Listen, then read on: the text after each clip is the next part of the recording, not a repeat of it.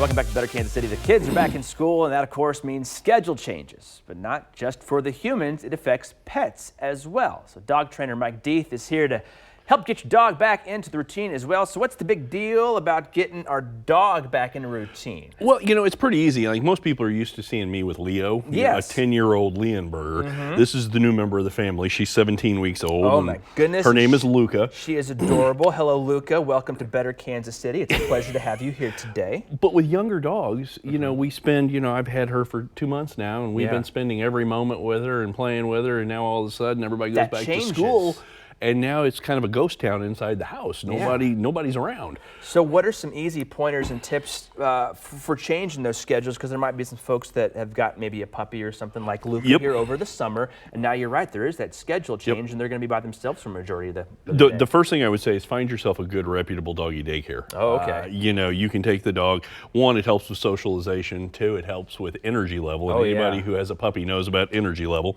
Number two, there's new apps all over the place. There's Rover, where you can call and set up dog walkers. There's local companies. But you could actually set it up to where somebody came out to your house at lunch, let the dog out, play with them for 20, 30 minutes, and then wait for you or the kids. Can I give Luca a treat? Yeah, absolutely. Basically, I just want an excuse to go pet the dog. Play with the dog. So, come here, Luca. Go say hi. Come here. Can you sit? Oh, that's good girl. Oh, she's so soft and pretty. Tell you what, Mike, you just keep talking. I'm going to play the dog. Deal. So, it's just really important that you spend some time with the dogs, getting them used to this routine. I don't want to see a dog left in a crate 8-10 hours a day.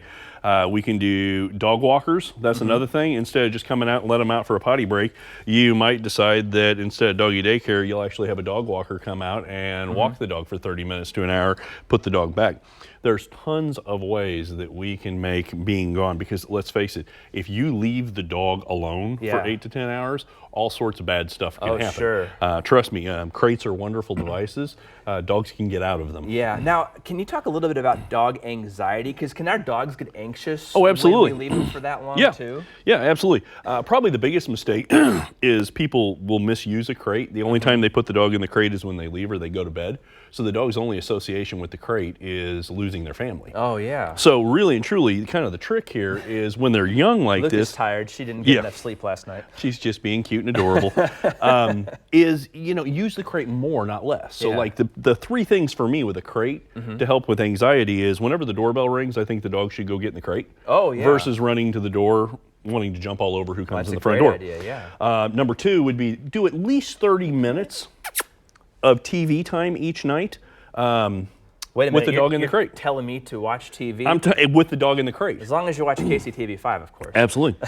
And then meals. Whenever the human is eating a meal, the dog should be in the crate. That prevents begging. Now, we don't want it to just be a boring time in the crate, so you use a Kong or an interactive feeding toy. So every time they go in the crate, they get something special. Okay. That would be another thing if your dogs are, let's say, not crate trained, but being left alone all day. Yeah. You can do some interactive feeding toys, which will give the dog something to do while you're gone. Perfect. Now, any tips before we would leave for work, or like when the kids get home from school to help, start that interaction back up with the dog that they've been having that whole summer? I don't make a big deal of it. A lot of people, the minute they leave, they make a big production out of it. They talk to the dog, get on the ground, and then all of a sudden they disappear. And then they come back home and do the same thing. They do the same thing. I try to make leaving or getting back less of a big deal to where it's kind of normal. All right, well, he is Mike Deathe, and this is Luca. Did you see that? She caught it. Good girl. My work here is done. Belinda, over to you.